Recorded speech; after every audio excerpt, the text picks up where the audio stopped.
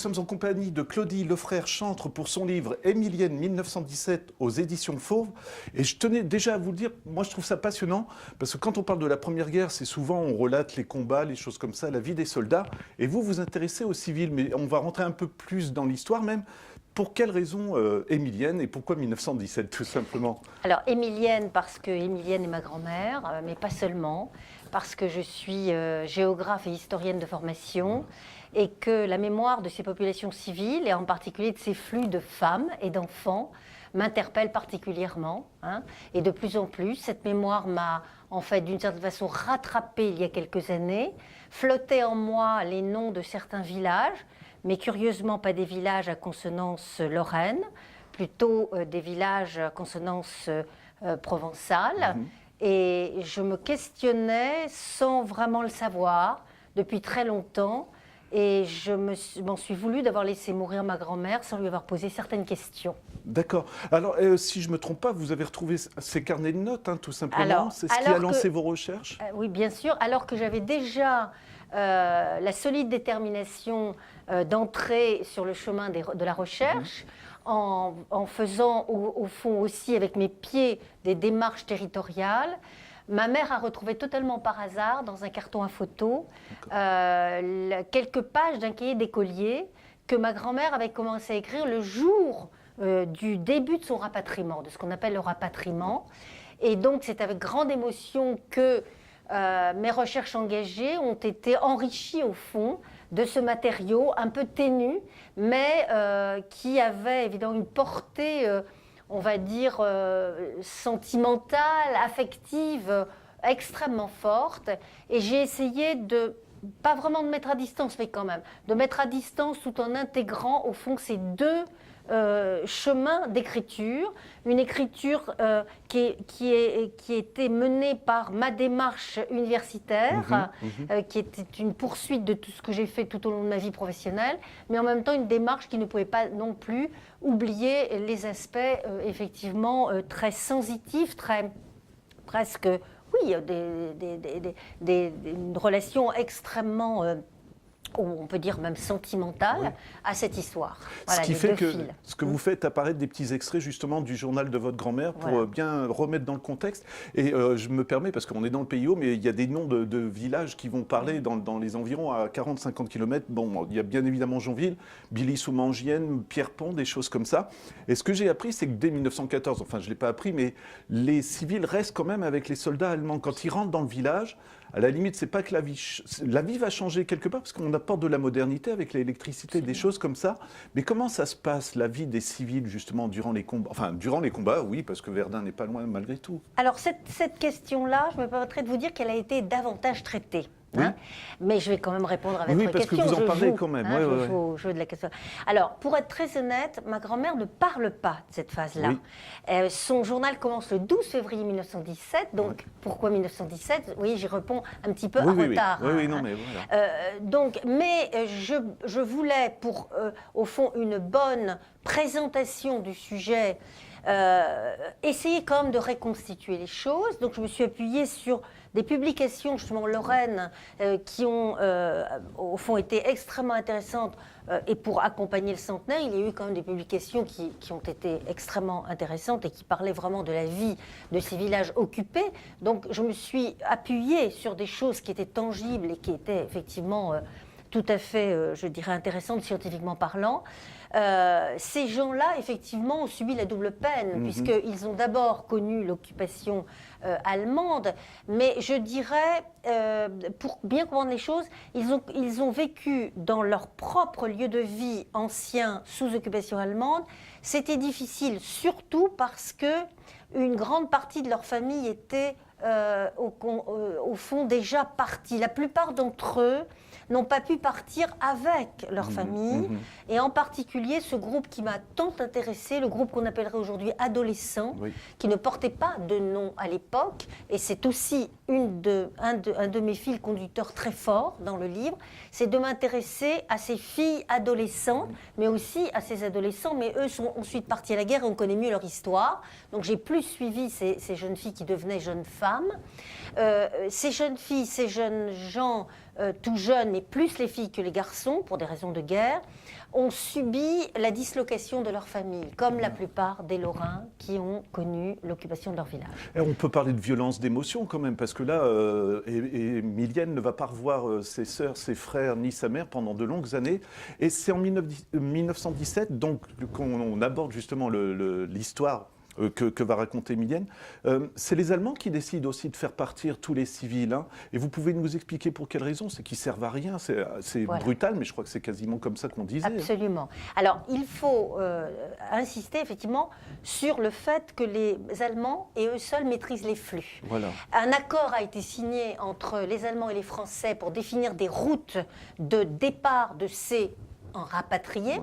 Ouais. Donc l'accord est réel, la Suisse a joué un rôle extrêmement positif là-dessus, mais la France n'a pas la main du tout sur les flux, tant au plan des rythmes au fond temporels qu'en ce qui concerne je dirais le nombre, hein, le volume des flux. Et donc la France va devoir, j'anticipe peut-être une question, va devoir s'adapter à ces choses-là. Les Allemands expulsent au fond tous ceux qui, dès le départ, sont des bougies inutiles. Voilà. Hein. Les Français utilisaient d'ailleurs aussi cette expression, hein, soyons bien clairs à l'époque. Bon. C'est-à-dire les jeunes enfants en dessous de 12 ans, hein, les personnes âgées, ça commençait dès 60 ans, et puis les malades, les handicapés. Hein, ce qui faisait que les familles étaient disloquées. Je ne reviens pas sur ce que j'ai dit tout à l'heure, mais c'est vrai que la difficulté absolue, bon, même si on connaît très bien des rythmes de travail imposés, des difficultés de tous ordres, hein, liées à un changement environnemental très profond. En plus de ça, il y avait surtout cette obligation à rester alors qu'on était parfois le seul de sa famille à rester, ce qui est le cas d'Emilienne. Donc entre le début de 1915 et le 12 février 17, où elle s'en va et où là, elle entre dans une dynamique qui va changer les choses pour elle. C'est très impressionnant d'ailleurs parce qu'on va la mettre dans le train tout simplement. Elle va partir vers Metz, la Suisse, le sud de la France. Elle est toujours toute seule parce qu'il n'y a personne qui peut l'aider. Oui. Vous pouvez nous expliquer, parce que là aussi, je pense que ça forge le caractère tout de suite aussi. Il faut qu'elle apprenne à se débrouiller. Et je continuerai un petit peu après. En Suisse, il y a une prise en charge des gens qui est assez émouvante, je trouve, par la Croix-Rouge. Donc, il y a plusieurs questions en une, mais si vous pouvez nous parler du voyage en train, tout simplement. Alors, je suis surtout géographe. Moi, j'ai fait des études de géographie. Donc, j'ai voulu traiter un sujet d'histoire avec une approche territoriale. Hein. Et mon éditeur, je pense, a apprécié cette démarche qui, à la fois, présentait un type de population civile qu'on présente rarement, et deuxièmement, cette approche éminemment territoriale. C'est ce qui m'intéressait beaucoup. Et effectivement, ce qui est fascinant, c'est que chez cette adolescente, qui, si on réfléchit bien, est quand même très jeune, n'a pas l'habitude d'être confrontée à des quantités de choses. Je n'ai pas le temps ici d'évoquer. Mais c'est nouveau pour elle, hein, vraiment, tout ce qu'elle vit est nouveau. Voilà. Hein. Et au fond, on sent dans les quelques lignes qu'elle présente dans le cahier, parce que c'est un cahier, je l'ai dit, qui est léger, hein, quelques pages, on sent qu'il y a finalement de l'enthousiasme. C'est ça que j'ai trouvé absolument intéressant. Notamment à Évian, par exemple. Absolument. Hein, où elle est émue. Elle voit pour la première fois des barques, elle voit un lac pour la première fois, elle va voir pour la première fois la mer. Oui, hein, et ça va être le cas de tous ces gens. Et ça va être la première fois où, au fond, la France du Nord et de l'Est va à la rencontre d'une France et de paysages et d'atmosphère et de fruits et de légumes et de goûts et de parfums jamais rencontrés. Hein? Je me permets de revenir juste pour la Croix-Rouge parce que ça m'a vraiment touché. C'est les infirmières qui remontent le wagon et qui nettoient quelque part et visite de Zurich aussi, je ne me trompe pas, pendant 5 heures pour nettoyer les wagons. Racontez-nous un peu, parce que c'était quand même une grande logistique, hein, le médecin qui passe avec le fanion qui suit le wagon. Voilà, je vous laisse raconter un petit peu tout ça. Oui, alors je suis très contente qu'on revienne sur cette question suisse, si je puis dire.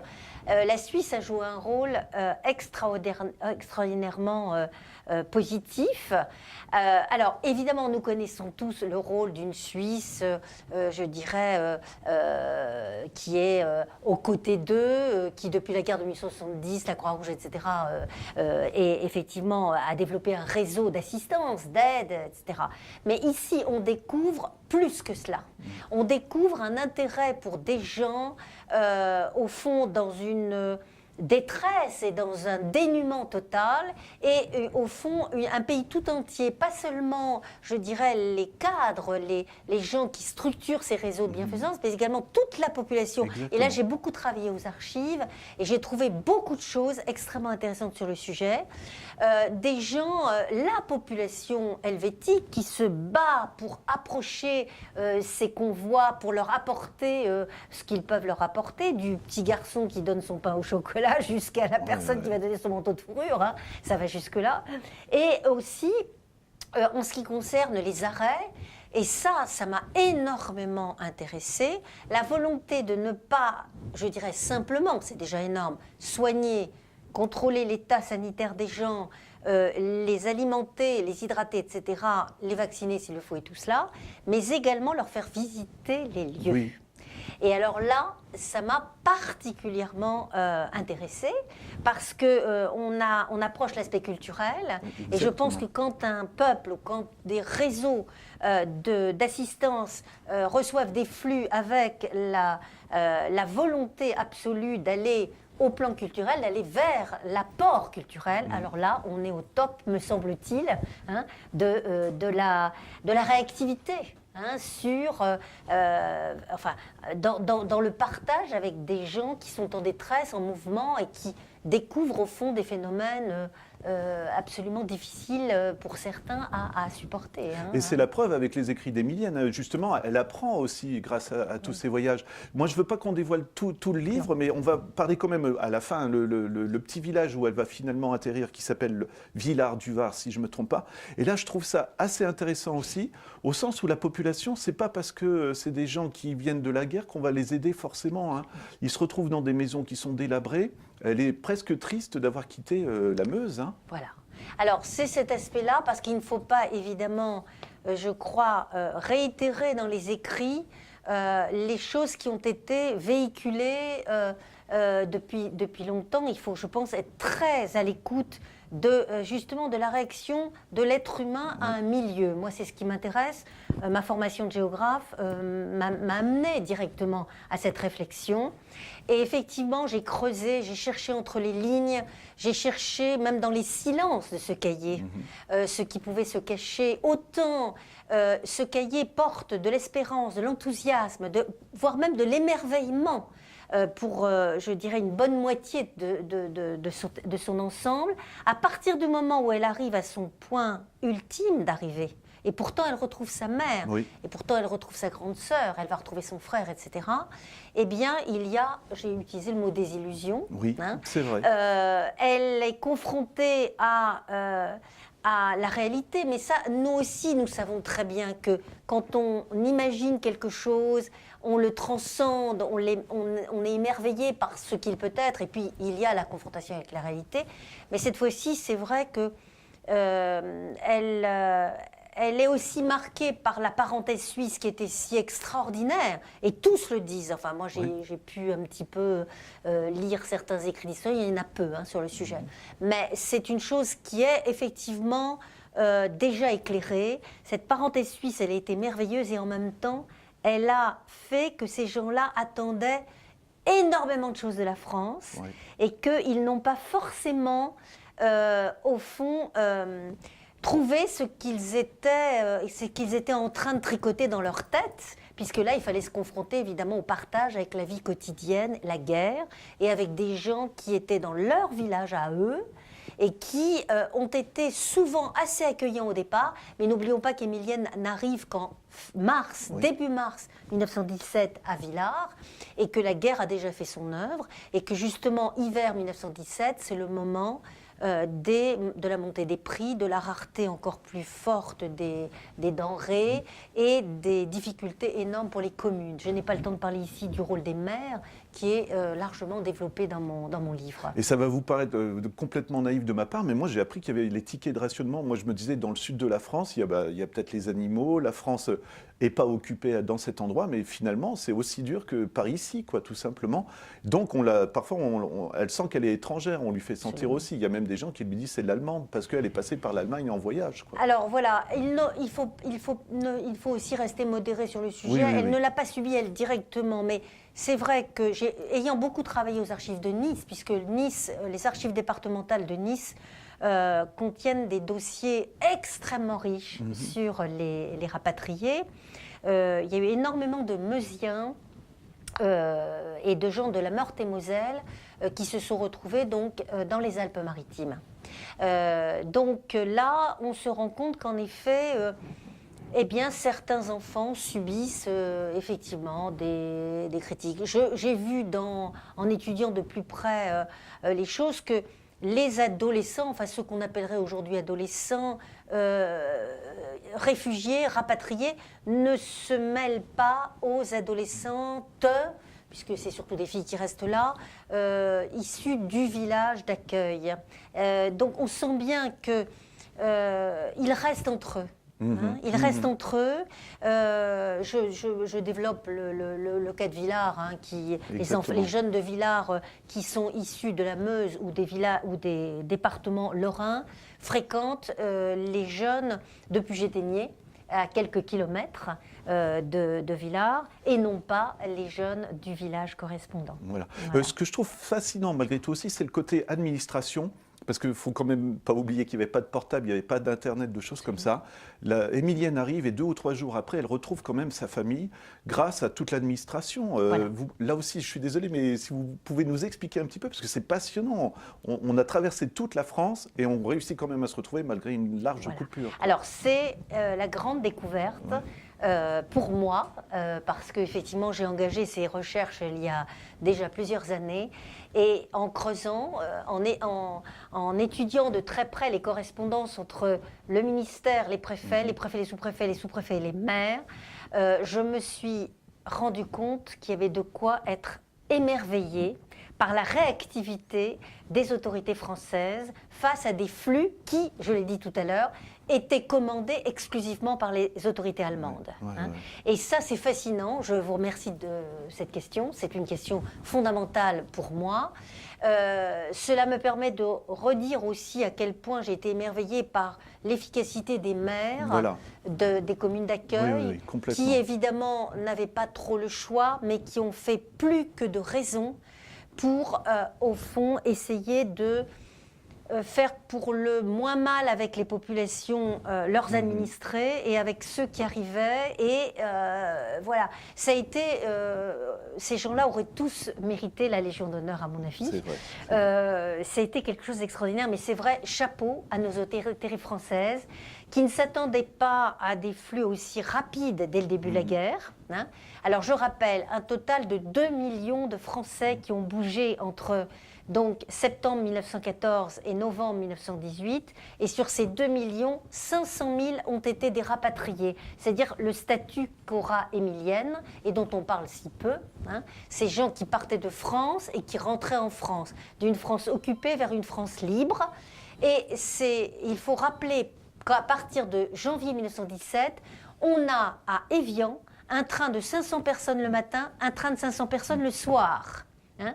Alors, bon, nous sommes tous conscients maintenant de ce que ça peut représenter. Je ne fais aucun parallèle avec aucun phénomène actuel. Mais vraiment, oui, on peut être absolument émerveillé. Et puis par cette coordination territoriale entre des villes comme Annemasse, Évian, qui vont avoir des rôles, j'ai pas le temps, mais balancés et au fond complémentaires à partir de janvier 17. Et aussi, alors j'insiste aussi, c'est tout le territoire français qui va être engagé par le ministère de l'Intérieur à accueillir ces gens-là. C'est-à-dire que je suis allée faire des conférences moi-même dans énormément d'archives départementales, mais partout en France. Puisqu'au fond, ce n'est pas un phénomène lorrain ni Nord-Pas-de-Calais. C'est un phénomène qui englobe toute la France. Et c'est ce qui m'a aussi énormément intéressée. Au fond, c'est la première fois que la France se découvre elle-même je ne dis pas que cela renforce une conscience française, il ne faut peut-être pas aller trop vite, mais c'est la première fois qu'au fond, un territoire national est engagé dans l'esprit et dans la conscience collective. Voilà. Et ça, c'est extrêmement intéressant. Il y a une unité qui se crée, on dirait peut-être aussi Alors ça, je dirais non, parce que justement, un certain nombre d'historiens, il y a déjà quelques dizaines d'années, ont eu tendance à aller dans ce sens. Très franchement, non. Je crois qu'on ne peut pas dire cela.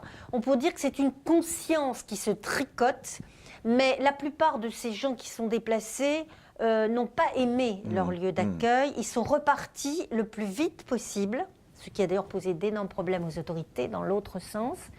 Mais au fond, dans l'imaginaire collectif, c'était là. Et j'en veux pour preuve ma propre grand-mère qui, tout au long de mon enfance, même si je la questionnais surtout sur la Deuxième Guerre mondiale, parce que je suis née après la Deuxième Guerre mondiale, de temps en temps prenait l'accent provençal et de temps en temps disait à Villars, à Puget-Théniers, et n'allez pas plus loin. Et à la question, Mémé explique, il n'y avait pas trop de suite, mais c'était là, et aussi... une chose qu'elle a largement exprimée, son souhait de passer sa retraite dans le Midi. Elle n'a jamais pu le réaliser, mais c'est quand même une preuve tangible que cet esprit-là du déplacement et de l'intégration territoriale était là, et je pense que c'est un élément à retenir. J'ai presque terminé, mais j'ai encore 2-3 questions, parce que je trouve votre livre passionnant. Bon, on le comprend, Émilienne n'écrit pas de 14 à 17, vous n'avez pas de traces. Non. Et il y a un autre moment, c'est de avril 17 à mai 18, où elle n'écrit pas. Alors, comme vous le dites, on se demande ce qui s'est passé, parce que malgré tout, elle est peut-être plus en sécurité là où elle est à cette époque, à cette période. Alors, c'est ce que j'ai découvert aussi à l'étude de ce cahier que j'ai lu et relu. Alors, vous savez, au début, on lit les 4 pages en quelques minutes, et puis ensuite, on lit à travers les lignes, et puis ensuite, on confronte à des réalités trouvées dans les archives, et petit à petit... Non, ce que je crois comprendre, c'est que elle, comme un certain nombre de rapatriés, avait du mal à trouver du travail. C'était des jeunes qui avaient déjà eu l'habitude de travailler même dans leur enfance, dans leur village d'origine. Et ne trouvant pas de travail, elle est finalement recluse dans un village qui n'est pas si facile que cela. Alors aujourd'hui, si vous allez à Villars, qui est devenu Villars-sur-Var, d'ailleurs entre-temps, vous y entrez avec les yeux que nous avons, nous, qui sont vides des yeux de touristes, que nous avons l'habitude de transformer en regard de touristes, et que nous trouvons formidablement intéressant, parce que nous sommes convaincus nous-mêmes que l'exotique ne pouvait être qu'intéressant à dire, à raconter, et nous nous obligeons à le percevoir ainsi. Et puis nous savons que nous allons quelques jours après partir et retrouver autre chose. Mais elle est dans un village qui est dans cet enclavement de la moyenne vallée du Var, avec des barrières calcaires qu'on peut trouver très exotiques, nous, aujourd'hui, mais qui, pour elle le dit d'ailleurs, ce sont comme des murs d'une prison. Elle utilise cette comparaison. Elle ne trouve pas de travail. Je pense que c'est un moment où elle est dans une phase pas facile à gérer pour elle. Puis elle est jeune, malgré tout. Elle est très jeune, elle est née en 1901, donc là elle a 16 ans. Et je pense qu'elle a traversé une période où elle aurait aimé continuer sa découverte au fond géographique. Elle y avait goûté. Et là, elle était tout à coup, au fond, installée dans une horizontalité, alors qu'on lui avait donné le goût d'autre chose. Et ça aussi, c'est très intéressant, je trouve, dans le fil à suivre. Et ensuite, elle va retrouver du travail. Alors, ce sont évidemment des travaux très difficiles, mais elle trouve du travail à Villefranche. Et là, on sent que le ton change à nouveau. Et c'est ça aussi ce que nous apprend cette étude, enfin c'est ce que cette étude m'a appris, c'est-à-dire qu'au fond il faut passer outre toutes ces, je dirais, toutes ces idées faites sur la guerre, la paix, il faut penser et repenser que le rapport de l'homme au territoire et au milieu est vraiment fondamental, et que chacun peut vivre ça à sa façon et à son rythme. Mais c'est vrai que ce fut une phase tout à fait exceptionnelle pour notre pays, je pense. Je veux pas en raconter plus parce que je veux vraiment inviter, je parlerai juste rapidement du frère Émile qui a eu une vie aussi incroyable durant la guerre parce qu'il va partir au combat. Mais ça sera au lecteur de le découvrir si vous en êtes d'accord. Oui. Moi, ce sera juste une dernière remarque que j'ai vraiment trouvée émouvante. C'est que malgré tout, dans ce village, il y a des hommes qui sont partis au combat le village du Sud, donc Villars-du-Var, Oui. et qui sont morts par ici. Comme quoi, on revient encore à ces mouvements de population. C'est incroyable ce qui s'est passé. Alors c'est vrai que comme dans une espèce de coïncidence terrible, Oui. certains quittent leur midi et viennent mourir dans leur tendre jeunesse ici, sur ces terres de Lorraine. Et on est dans le même temps, on va dire, dans le même temps, des jeunes issus de la même génération, issus des terres lorraines, vont connaître dans des circonstances assez particulières, il faut le dire, leurs propres horizons méditerranéens. Mais tout cela, alors c'est évidemment à la fois terrible, pathétique, et en même temps cela apporte un élément supplémentaire à ce que je disais tout à l'heure, c'est-à-dire cette espèce de brassage territorial, cette espèce d'échange mémoriel au plan territorial. Vous voyez, là je sors du repère temporel que les Français adorent. Les Français sont plus historiens en diable que géographes, mais je tiens à cette dimension territoriale. Cet échange m'a énormément touchée, c'est pourquoi j'ai particulièrement parlé du travail de facteur d'Émile qui me permettait justement cette réflexion.